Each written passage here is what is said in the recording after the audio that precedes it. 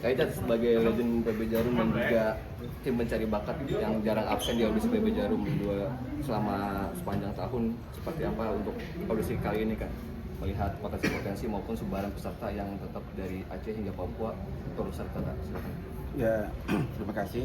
Ya, setelah saya pensiun, emang saya sepakat atau sudah diberi tanggung jawab oleh Pak Yopi untuk membantu Jarum, ya termasuk agenda ini. Jadi setiap ada audisi Jarum, saya dilibatkan. Dan saya lihat dari tahun ke tahun itu memang makin banyak yang antusias ya, peserta. Dan khususnya saya di Manado, dan sekarang peserta terjauh dari Minahasa tuh udah bisa ada 9-12 orang. Jadi saya lihat itu mereka sudah lebih melebar ke daerah yang lebih jauh. Jadi dalam hal ini saya menilai bahwa makin meningkat ke seluruh Indonesia. Itu kan soal peminatannya ya Kak. Kalau dari kemampuan mereka sendiri seperti apa Kak? Kalau saya lihat dari audisi ke audisi itu pukulan hampir sama semua, kualitas pukulan, langkah. Nah cuma sekarang pekerjaan rumah kita itu setelah mereka lolos di audisi, lolos di karantina, itu perkembangannya seperti apa. Jadi karena kita lihat audisi itu 2000-an, tapi kenapa kalau sampai di batas kita susah cari atlet. Susah cari kebiasaan bakat. Nah ini PR buat kita. Dari audisi ini yang spesial dilihat tuh apa dari peserta yang ribuan ini, yang apa yang bisa menarik minat dari pemandu bakat itu, yang mereka terus menunjukkan apa gitu, biar bisa terlihat. Ya paling standarnya itu kan dia punya footwork yang bagus, pegangnya gripnya itu harus yang betul. Terus yang paling intinya itu daya juang mereka di lapangan seperti apa. Itu yang kita mau nilai. Dan sepakat kalau udah di karantina kita mau lihat satu attitude-nya. Itu paling pertama, itu paling dominan utama, attitude-nya. Karena saya lihat waktu saya juga di Platnas banyak yang gagal karena attitude-nya jelek.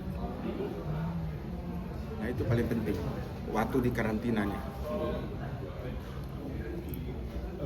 Sistemnya ini kan sistem gugur ya, sampai 21 poin. Iya. Nah, ini kayak misalnya tadi saya sempat melihat tuh berimbang gitu kan.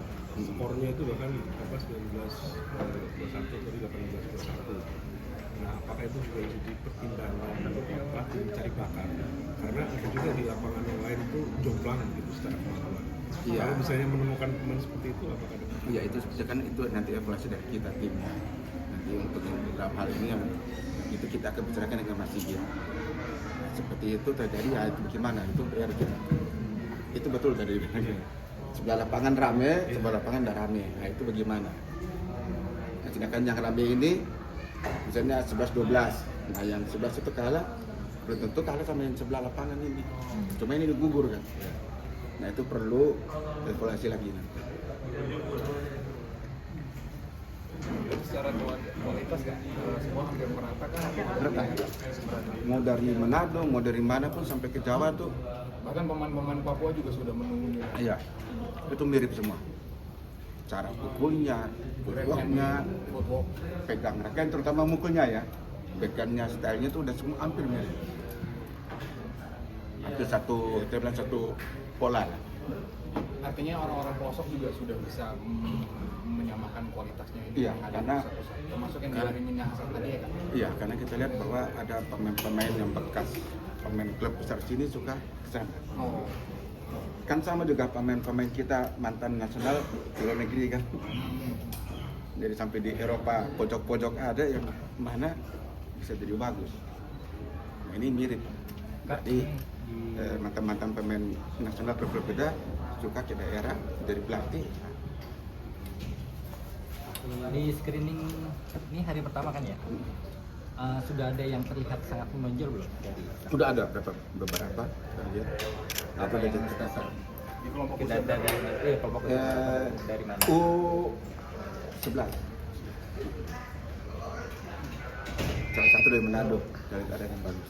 Yang kembar, tapi ya kita belum bisa bilang di sekarang ya. Menurut Kari kan pembinaan yang tepat itu dari usia berapa? 11 kah? 9 kah? Untuk mengenal itu udah 7-8 tahun sudah harus. Iya, Staf dia harus itu. mengenal ya. Coach, bisa dijelaskan untuk prosesnya setelah screening kan ada seleksi di karantina ya, itu berapa orang, terus nanti di karantina yang akan diterima itu berapa orang dan akan belajar sebagai atlet itu berapa? Kalau untuk itu lebih banyak sih masih gitu ya. Oh. Kita cuma membantu bakat, lihat apa penilaian semua terus masukkan, semua mungkin nanti itu masih. Ini Coach, tadi kan saya lihat ada juga orang tua yang seolah-olah itu kayak memaksakan anaknya untuk ikut gitu kan. Jadi kayak terlihat di lapangan, jadi bahkan untuk servis aja belum bisa gitu kan. Nah mungkin harapannya nih untuk mendapat orang tua ya, yang ingin anaknya mungkin jadi atlet. Tapi ya kita susah ya. Saya di Manado yang jauh ke sana. Emang orang bilang kalau udah jarum, udah seperti orang sudah masuk pelatnas itu. Itu kebanggaan buat mereka, itu yang saya lihat bahwa dapat kaos jarum aja sudah dipakai, mungkin dari cici dipakai terus itu atlet. Jadi ya itu mungkin menurut saya mungkin mereka sudah bangga datang dapat kaos, main di audisi di lapangan baru, sudah bangga.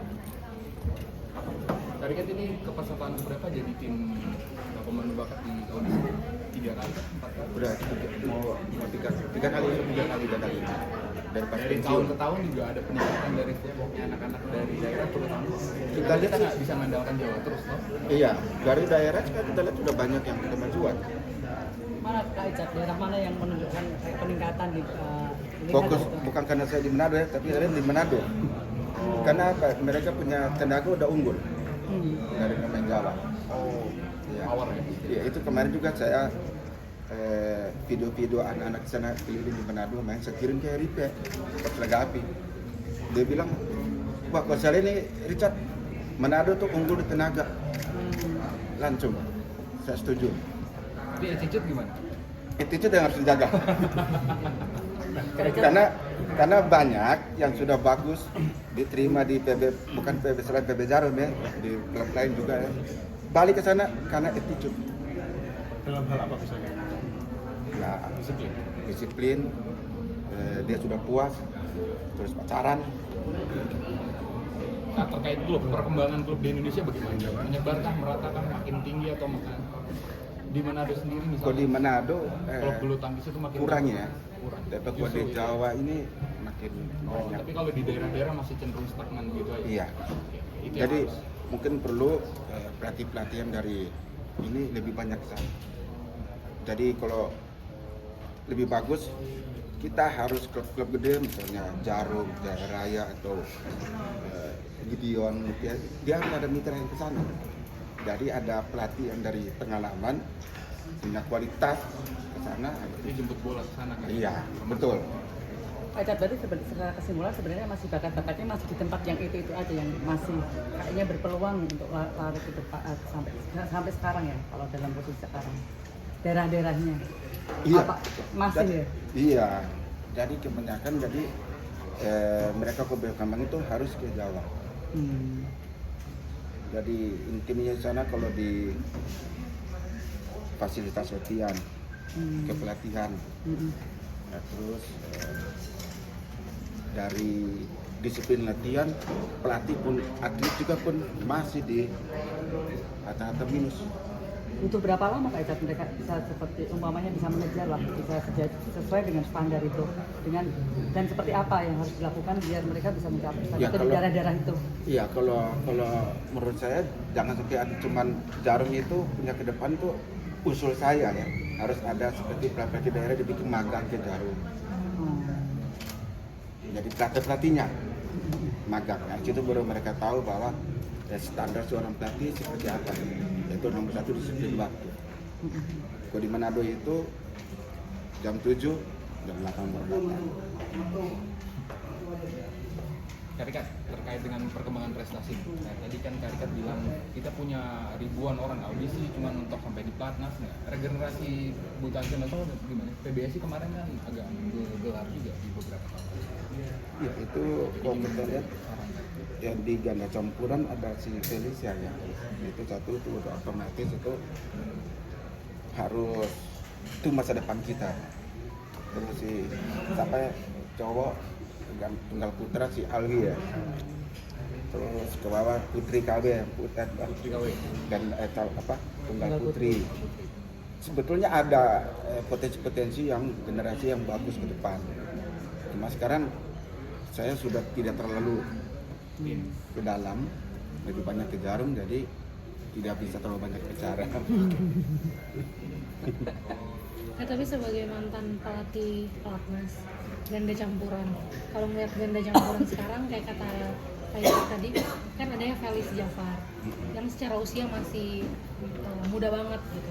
Apakah memang buat pelatih itu perlu berani gitu Pak untuk potong generasi langsung fokus ke Felis Jafar mengejar Olimpiade atau harusnya mengusahakan yang lebih senior dari Felis Jafar? Ya, saya waktu di Indonesia Open ketemu Engyan ya. Saya ngobrol. Dari sekarang kita harus bikin tim elit untuk Olimpiade. Jadi tim elit buat Olimpiade, pelatnas utama pertama. Jadi kalau tim elit itu udah nggak bisa diganggu, dia harus kasih fasilitas yang di atas. Seperti dia makan di terpisah. Kan saya dulu bikin seperti itu. Makan di terpisah. Terus di keberangkatan itu udah harus berangkat. Bedanya sama pelatnas apa Kak? Bedanya sama pelatnas? Apa itu? Ya, konsepnya tim elit yang seperti Karikat bilang dengan pelatnas yang dilakukan sekarang. Tim elitnya di pelatnas kan? Iya, tim elit di pelatnas. Ya, Ya kayak saya kan dulu tim elitnya, Owi, Butet, Debbie sama Praset. Itu nggak bisa diganggu. Mereka datang. Nanti di bawah kan. Jadi kalau mau yang bawa yang ngejar Iya. untuk Olimpiade. Kan tadi ngobrol sama Koenghan.